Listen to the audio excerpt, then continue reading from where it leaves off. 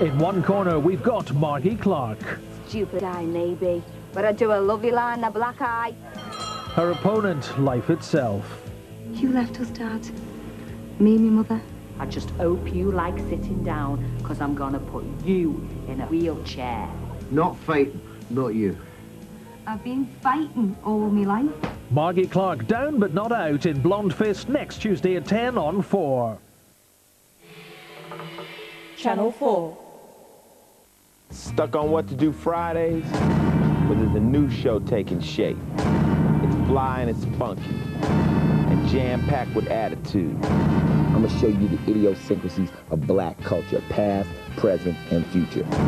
That's Badass TV, new Friday, March 31st on Channel 4. After the break, Sheena McDonald presents the first of 3 discussions on the nature of news. Tonight, does the news we get come from a very narrow perspective? And finally, next. Some people feel machine washable delicates are better cared for by hand.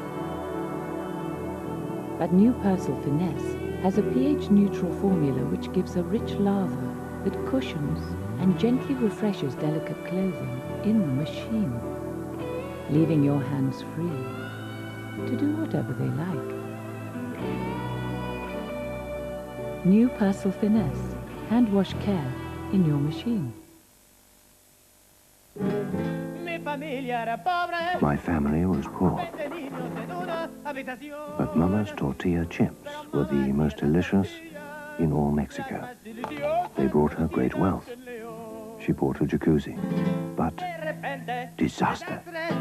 The Ministry of Cruel but Fair Trading discovered she imported her tortilla chips from Medomsley Road, Consett, in County Durham. Now she lives in abject poverty with only a Pat Boone record for company. Aye, aye, aye. Oh, oh, oh. Pay attention, Phileas Fogg, authentic snacks made in Medomsley Road, Consett.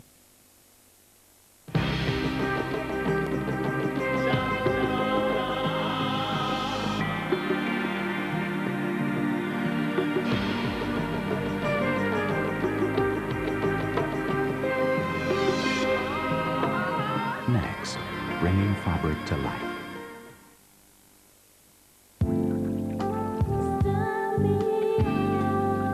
This is all very well, but there are easier ways to satisfy your desires. Because, girls, they do say that chocolate releases the same chemical in the brain as love. And with real Belgian chocolate, options is the ultimate sensual indulgence. So, I'm opting for options and having my love in a cup. Sail Scandinavian seaways to Scandinavia, Germany and Holland and get on the road to a real motoring holiday bargain. Call 0800 300 900 now. Captain Mikos Theodopoulos, inventor of the Terry's Chocolate Orange Bar. People often wonder what an actor does when he's resting. Does he sit about all day, doing nothing? Well, I wouldn't know. Because right now I'm demonstrating the unique road handling system of the Citroen Xantia.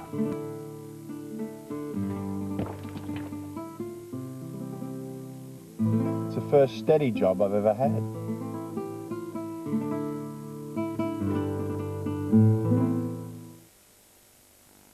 Someone can save you up to a third on a wide range of fine fragrances for Mother's Day.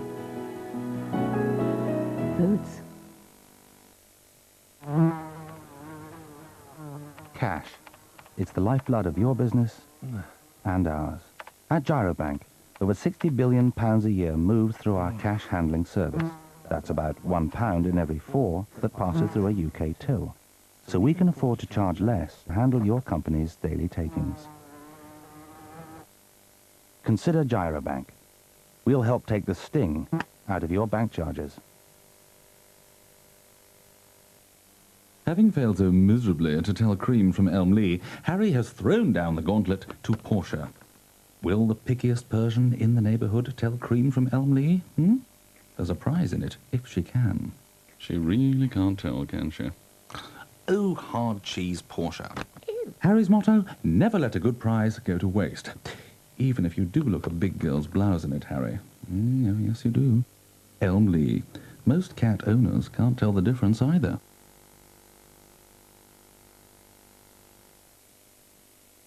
Who decides what news you, the viewer, gets to see? In a special edition for the Who's News season, Dispatches goes behind the scenes of our main national news programmes to find out who controls the agenda. Well, of course I was trying to manage the news. I only wish to God I could have succeeded. Dispatches, tomorrow at 9 on 4.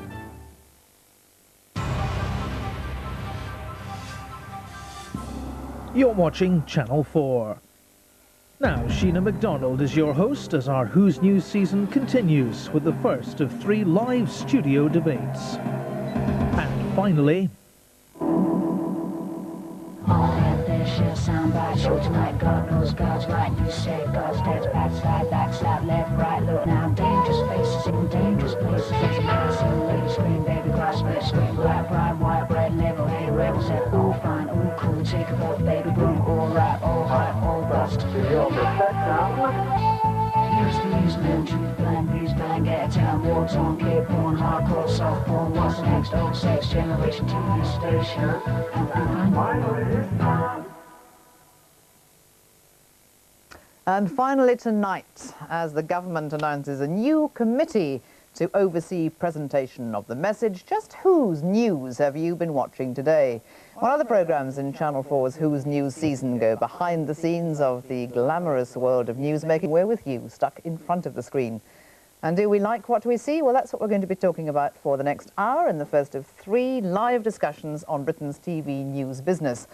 Now, this is, of course, a fairly whiskery area of debate. It's now almost 20 years since an ambitious young news and current affairs chief called John Burt wrote about the intrinsic bias against understanding in TV news and suggested ways of dealing with it. What's changed since then?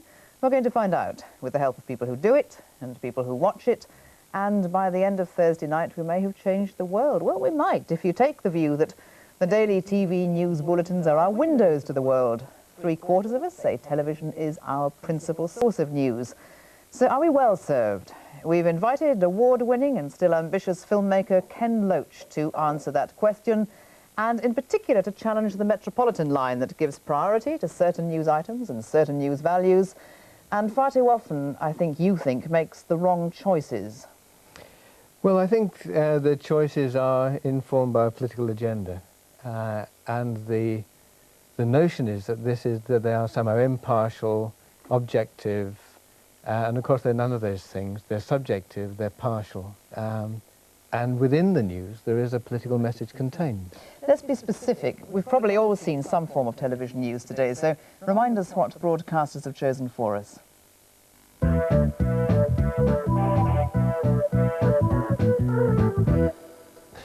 The Deputy Governor of the Bank of England, Rupert Pennant-Ray, has resigned following the weekend disclosures by his former mistress of their extramarital affair.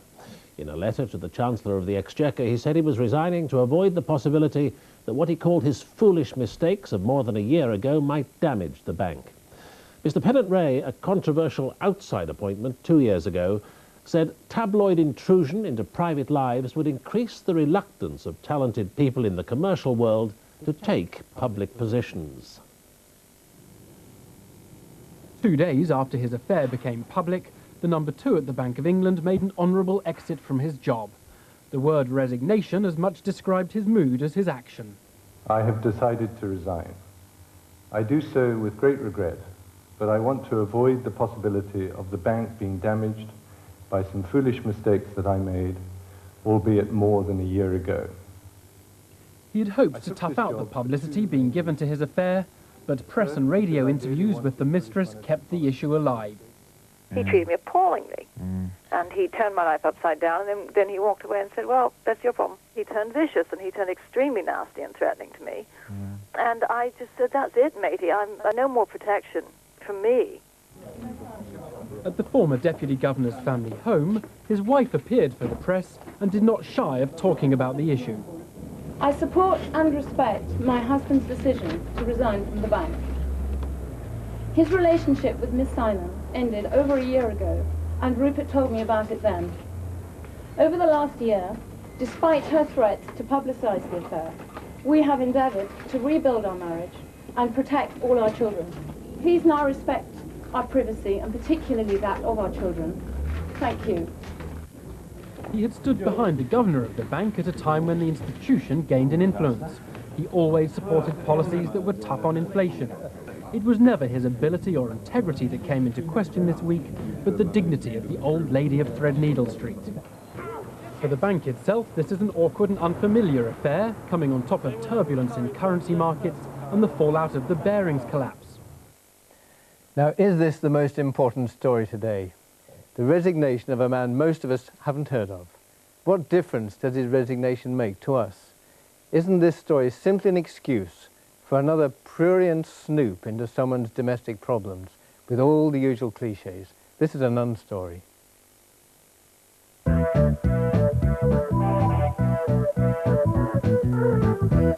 Downing Street has set up a new cabinet committee to deal with long-term policy presentation and coordination. Critics have already labelled it the committee to avoid banana skins. Ministers have come under fire recently for a series of gaffes, including the Chancellor's recent embarrassing blunders over industry in concert. As our political editor Eleanor Goodman reports, it comes as the government faces another close vote on Europe tonight, this time on the Common Agricultural Policy. Labour launched a new membership campaign today, along with its long-standing ally, the Daily Mirror, and a few friends from the stage. Mr Blair has been riding high in the polls for months, helped in part by Tory divisions and a succession of Tory gaffes, most recently by the Chancellor Kenneth Clarke. And even as Labour was joking at the Tories' expense, the Conservatives risk giving the opposition more ammunition.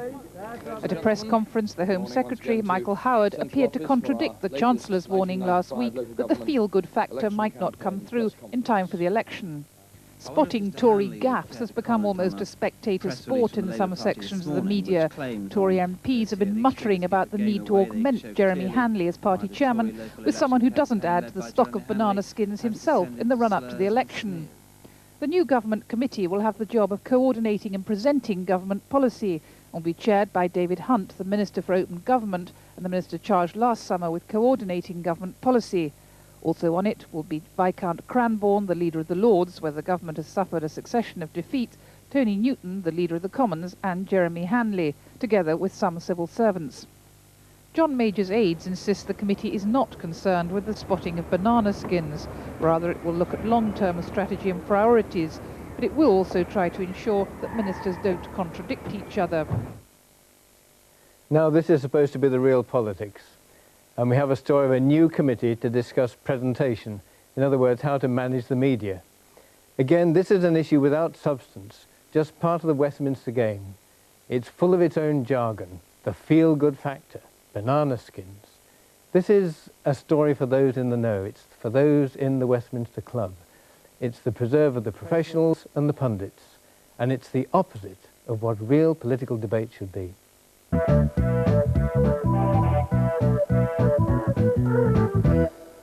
There were angry protests over cuts in education today, both inside Parliament and outside. The Prime Minister said councils which were thinking of cutting teachers' jobs should look elsewhere for savings. Labour accused him of not listening to parents, teachers or school governors, some of whom were demonstrating outside. In the skies over Westminster, there was protest in the air as teachers, governors and parents released hundreds of balloons to publicise their opposition to the squeeze on school spending. As they queued to lobby their MPs, the Prime Minister launched a fierce attack on local authorities who say the government has left them no choice but to sack teachers. I would like to ask them whether they have 2 administrators for every 3 teachers, as it happens across the country. I'd like to ask them what administrative savings they've made. And if the answer to that is that they've made none, I would say to them, why have you made none, and why are you singling out teachers in the classroom? Tony Blair jumped to his feet to tell the Prime Minister to listen rather than lecture.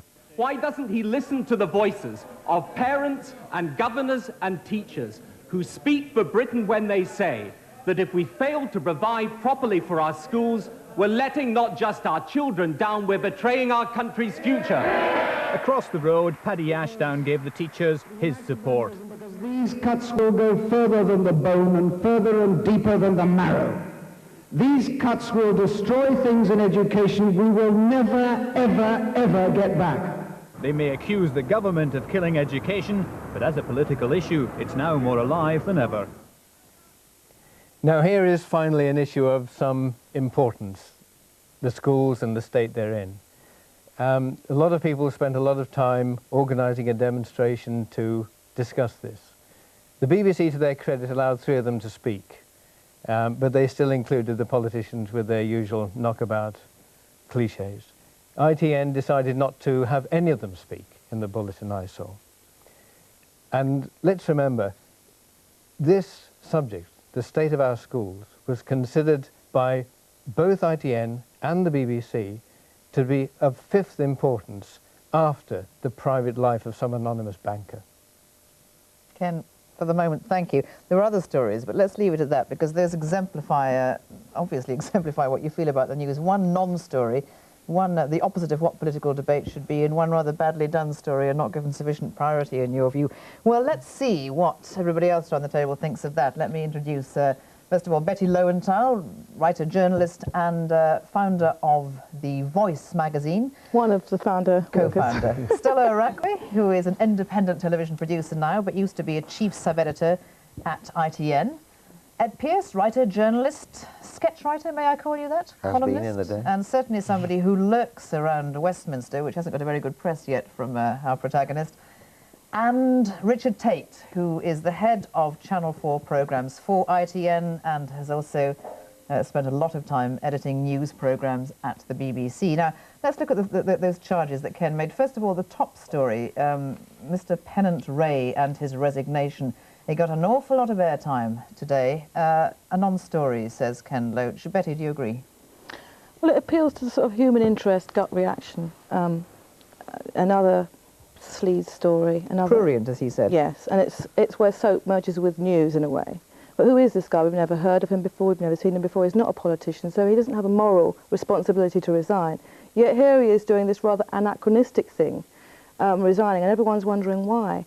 Maybe he's resigning because of the pressure of the media in the past. I mean, we all know what David Mellor, even though I don't personally like the man, went through, and maybe he was preempting that. Well, he did say that, didn't he? So it was tabloid pressure that made him resign. But you're suggesting maybe there's another story that we haven't heard yet. Well, no, I mean, apparently his wife knew about this a year ago, and maybe it's a sort of united effort to get back at the woman that's been spurned. I don't know. Would you have put it top of all those news bulletins? 9 o'clock, news at 10? No. Newsnight? No, I wouldn't have. An extended discussion on Newsnight? No, definitely not. But, I mean, I wouldn't put Lady Di on the top of the news either, and she often is. As far as I know, she wasn't there today yet. Still a record. Well, I think that's the problem. I think that we often forget that people quite enjoy these stories. I think I would disagree with Ken about that. When I saw this story in the News of the World, I believe, on Sunday, great story, you know, the image of the Deputy Governor of the Bank of England having it away with this woman in the Bank of England just brought, you know, you could just use you could go wild using your imagination. And I think that it's a good example, perhaps, of where one of the failures of television news, which is that we do tend to follow where the newspapers lead.